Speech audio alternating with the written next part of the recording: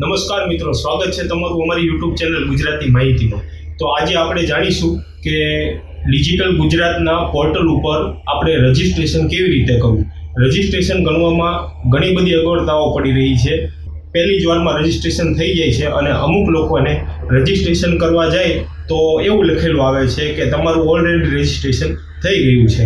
તો હવે એનું શું સોલ્યુશન કરવું, કેવી રીતે નવું યુઝર આઈડી પાસવર્ડ બનાવો, એની તમામ માહિતી આપણે આ વિડીયોમાં જોઈશું.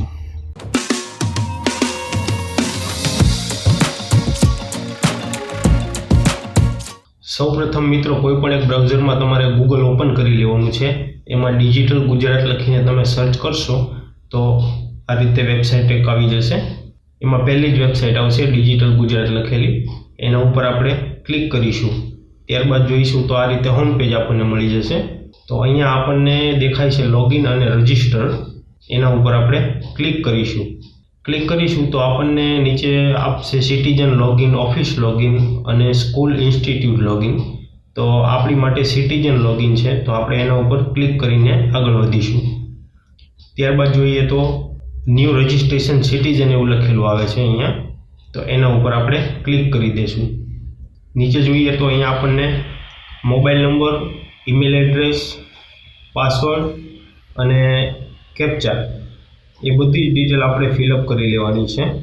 ત્યારબાદ અહીંયા સેવ ઉપર આપણે ક્લિક આપીશું તો આપણે જે મોબાઈલ નંબર નાખ્યો હશે એ મોબાઈલ નંબરમાં એક ઓટીપી આવશે. એ ઓટીપી નાખીને આપણે ઓકે ઉપર ક્લિક આપીશું તો આપણું રજિસ્ટ્રેશન કમ્પ્લીટ થઈ જશે. પણ અહીંયા ઘણા યુઝર્સને એવું લખેલું આવે છે કે તમારું રજિસ્ટ્રેશન ઓલરેડી થઈ ગયું છે આ મોબાઈલ નંબર ઉપર. તો હવે એમને શું કરવું જોઈએ એની વાત કરીએ આપણે. તો એમને પહેલાં હોમ પેજમાં આવી જવાનું છે. હોમ પેજમાં આવ્યા પછી અહીંયા તમારે કશું જ કરવાનું નથી.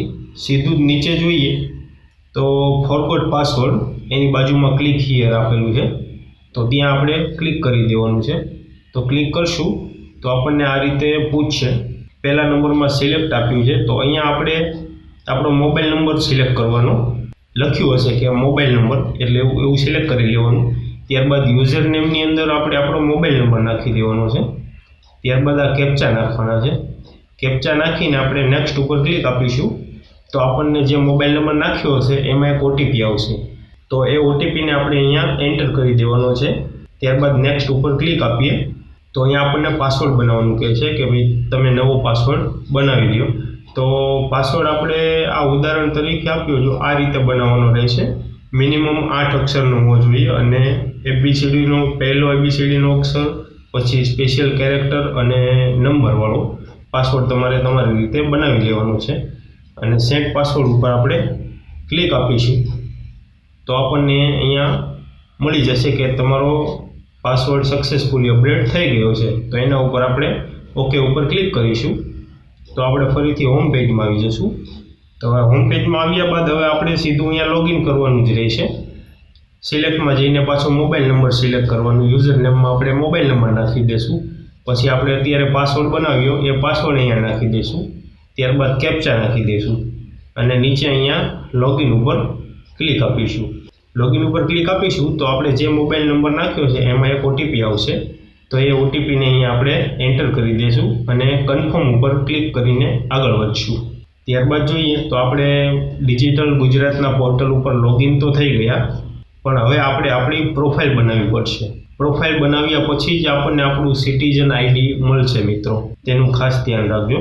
તો આપણે પ્રોફાઇલ બનાવવા માટે અહીંયા લખેલું જ છે પ્રોફાઇલ, એના ઉપર ક્લિક કરીને પર્સનલ ડિટેલ ઉપર ક્લિક કરીશું. પર્સનલ ડિટેલ ઉપર ક્લિક કરશું તો આપણને આવું ઇન્ટરફેસ જોવા મળશે. હવે આમાં તમારે બધી અડધી ડિટેલ તો આવી જ જશે, પરંતુ આધાર કાર્ડ મુજબની ડિટેલ હોવી ફરજિયાત છે. તો અહીંયા આપણને આપણા ફોટાની બાજુમાં લખેલું જ આપે છે આધાર કાર્ડ સાથે મેચ કરવી ડિટેલ એવું. View and accept Aadhaar consent એના ઉપર આપણે ક્લિક કરી લેવાનું છે. અત્યારે મારું તો કમ્પ્લીટ છે, પણ તમે ત્યાં ક્લિક કરશો તો તમને આધાર કાર્ડનો નંબર નાખવાનું કહેશે અને ત્યારબાદ એક ઓટીપી આવશે આધાર કાર્ડમાં લિંક હોય એ નંબર ઉપર. એ ઓટીપી નાખીને તમે વેરીફાઈ કરશો એટલે ઓટોમેટિકલી બધી જ ડિટેલ આધાર કાર્ડ મુજબ અહીંયા આવી જશે.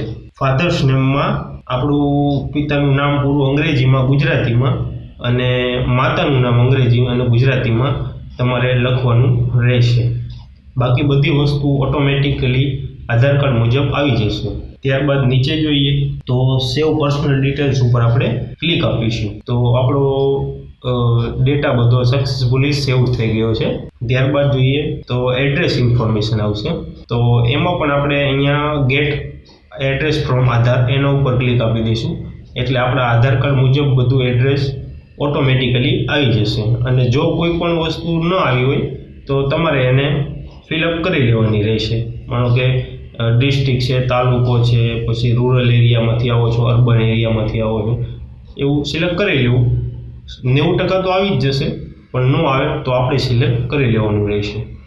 ત્યારબાદ નીચે સેવ એડ્રેસ ડિટેલ ઉપર ક્લિક આપીએ તો ફરીથી આપણને પૂછશે તમારું ડિટેલ સેવ થઈ ગઈ છે, તો આપણે ઓકે આપીને આગળ વધીશું.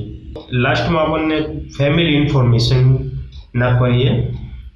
તો આપણે અહીંયા રેશન કાર્ડ ઉપરથી અહીંયા રેશન કાર્ડનો નંબર નાખી દેવાનો છે અને ફેચ ફ્રોમ રેશન કાર્ડ ઉપર ક્લિક આપી દેવાનું છે. ત્યાં ક્લિક આપીશું તો આપણને આપણા રેશન કાર્ડમાં જેટલા પણ મેમ્બર હશે એના નામ અને બધી જ ડિટેલ આપણને અહીંયા મળી જશે.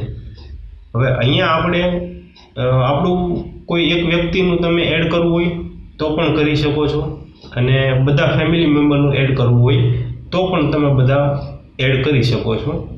બધા ફેમિલી મેમ્બરનું એડ કરી દેવું જોઈએ જેથી કરીને આપણને આ પોર્ટલ ઉપર બીજા ઘણા બધા લાભ મળી શકે છે. તો કોઈ બીજા મેમ્બરની ડિટેલ્સ માગે તો આમાં અત્યારે આપણે નાખી હશે તો એ સમયે ઓટોમેટિકલી ડિટેલ્સ આવી જશે, નહીં તો નહીં આવે. એટલા માટે અત્યારે હું મારા કેસમાં બધા જ મેમ્બરોને એડ કરી નાખું છું. તો આપણે અહીંયા ક્રમ મુજબ બધા ઉપર સિલેક્ટ કરી લેવાનું રહેશે. 1 થી 5 મેમ્બર છે તો એમાં સિલેક્ટ કરીને એડ મેમ્બર ડિટેલ્સ ઉપર આપણે ક્લિક આપી દઈશું.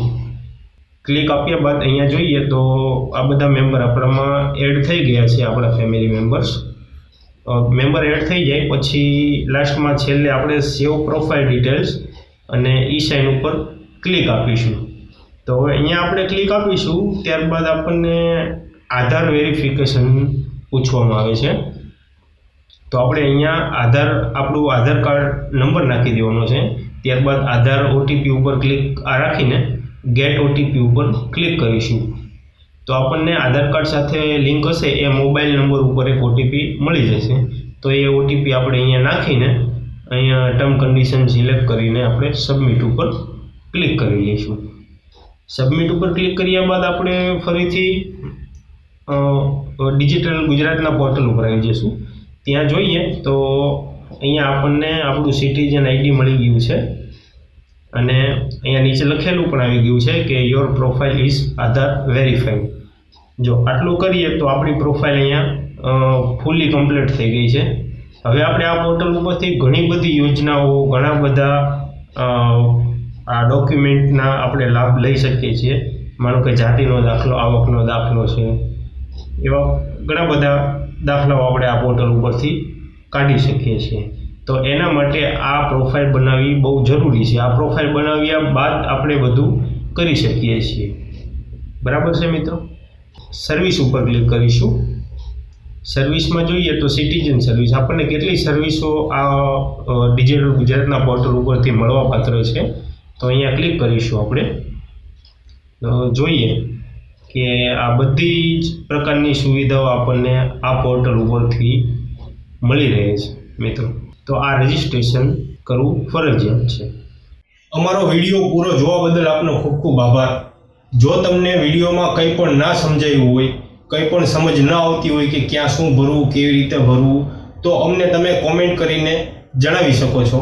અમે તમારી કોમેન્ટના 100% પ્રયાસ કરશું જવાબ આપવાના અને તમારું કોઈ પણ પ્રોબ્લેમ હોય તેને સોલ્વ કરવાનો 100% પ્રયત્ન અમારો રહેશે.